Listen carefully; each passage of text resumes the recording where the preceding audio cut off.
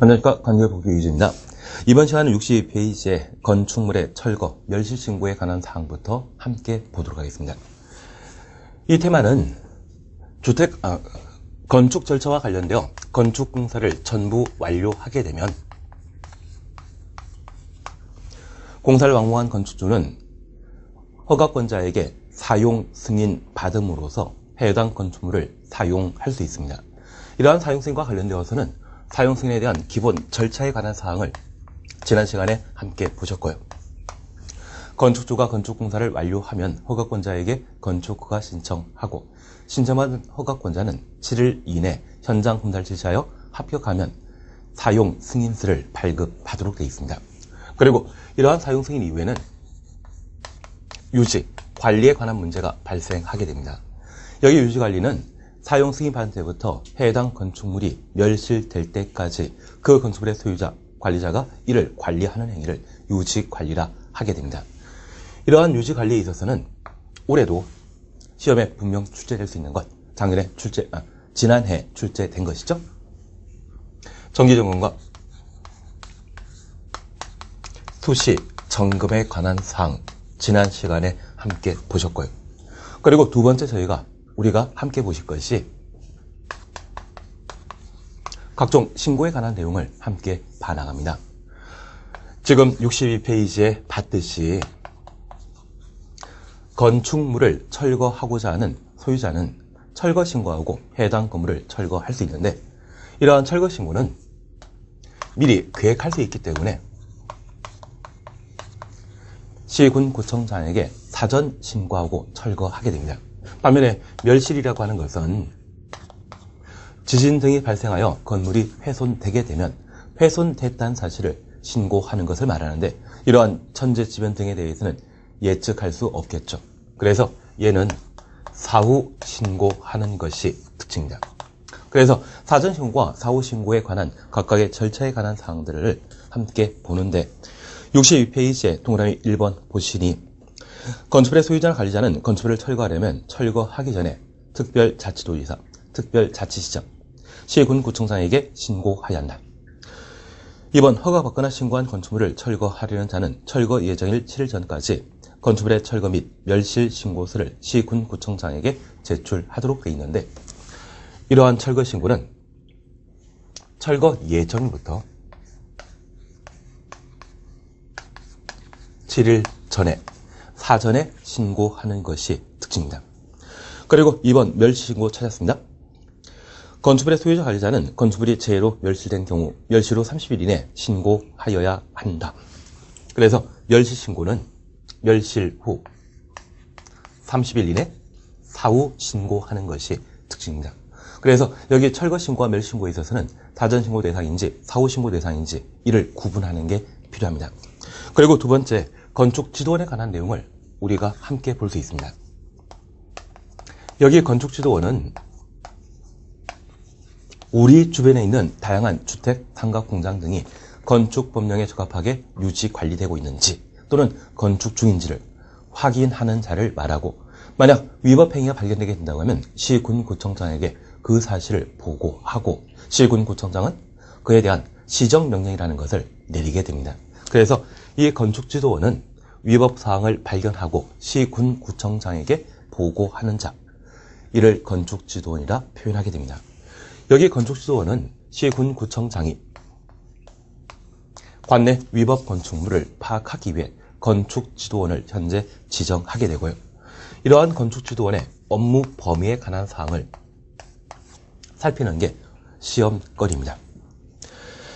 양가를 한번 보시게 되면 건축지도원의 업무 찾으셨죠? 그리고 박스에 1번 보시니 건축신고하고 건축 중인 건축물의 시공지도와 위법 시공 여부에 대한 확인, 지도, 단속.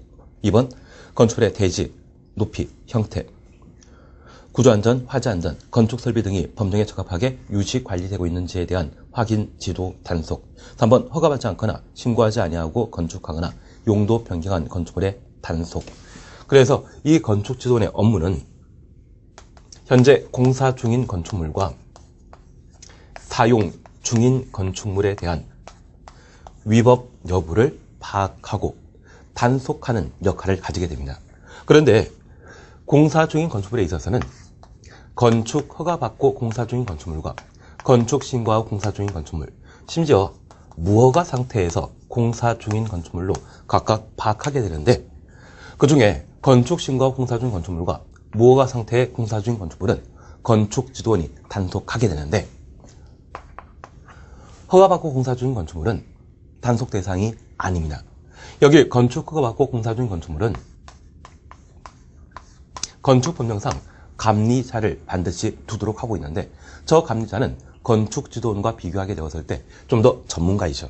그래서 건축 허가받고 공사 중인 건축물은 건축지도원의 단속 대상이 못 됩니다.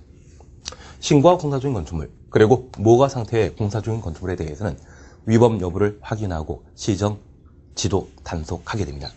그리고 사용 중인 건축물에 있어서는 적법하게 사용 중인지, 그리고 이 사용 중인 건축물에 대해서는 용도 변경이라는 게 가능한데, 그러한 용도 변경과 관련되어 허가, 신고 등의 절차를 제대로 준수하고 용도 변경했는지, 그러한 범위에 대해 건축지도원이 단속하게 되는데, 우리가 하나 기억할 게 있습니다. 만약 시험에 건축 허가받거나 건축 신고하고 건축 중인 건축물에 대해 지도원이 위법 여부를 지도 단속한다 라고 하면 틀립니다. 허가받고 공사 중인 건축물은 누가 있다? 감리자 있기 때문에 단속 대상이 아닙니다.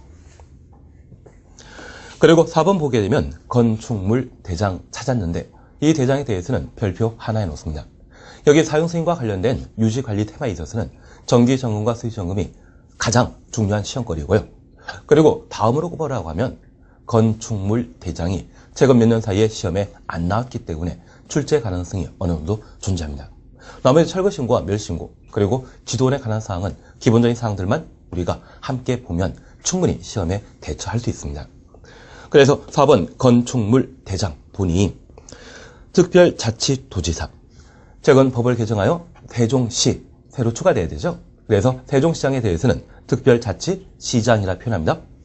특별자치도지사와 시장 또는 시군구청장은 건축물의 소유, 이용 상태를 확인하거나 건축정책의 기초자료로 활용하기 위하여 다음에 해당하게 되면 건축물 대장의 건축물과 그 대지 현황을 적어 보관하여야 한다.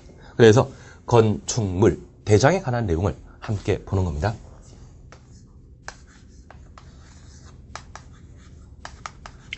우선 이 건축물 대장의 작성과 관련된 내용을 함께 봐주는데, 이쪽은 시군구청장이 건축물 대장을 작성하고 보관하게 됩니다. 만약 시험에 시군구청장 외 갑자기 시도지사가 건축물 대장을 작성하고 보관한다 라고 하면 바로 틀립니다. 현재 대장은 시군구에만 존재하고 시도, 특별시, 광역시, 경기도지사, 이러한 경우는 대장이 없습니다. 그리고 이러한 건축물 대장을 작성하게 된다고 하면 그 작성 대상이 무엇인지 한자 등기신이 1번 주면 쳐놓습니다. 사용 승인서를 내준 경우. 그래서 허가권자가 건축공사를 완료하고 사용 승인서를 발급하게 되면 시군구청장은 해당 건축물에 대한 건축물 대장을 작성하게 됩니다. 그러면 우리가 하나 챙길 게 있습니다. 건축공사 완료되게 되면 공사 완료한 건축주가 허가권자에게 사용승인 신청하게 되면 허가권자는 현장 검사를 실시하고 합격, 불합격을 판단한 상태에서 합격한 때 사용승인서를 발급하게 됩니다. 그리고 2차적으로 건축물 대장이 만들어진다는 이야기죠. 그리고 우리가 민법 공부하시면서 새로 신축된 부동산에 대해서는, 건축물에 대해서는 그 소유권을 인정받기 위해서는 등기한 때 소유권 인정받을 수 있다, 그렇게 알고 있죠. 그래서 건축물에 대한 최초 등기를 소유권 보존 등기를 하는데, 그 소유권 보존 등기는 건축물 대장을 들고 등기소에 방문해야만 만들어주게 됩니다. 그래서 대장과 등기부 등본 사이의 선후 관계를 한번 구분해 놓습니다. 그래서 등기부 등본은 세 번째 만들어지는 것이죠. 사용승인서가 발급되게 되면 시군구에서는 건축물 대장을 작성하고 그 대장이 발급된 건축물에 대해 소유권 보존 등기라는 게 이루어지게 됩니다.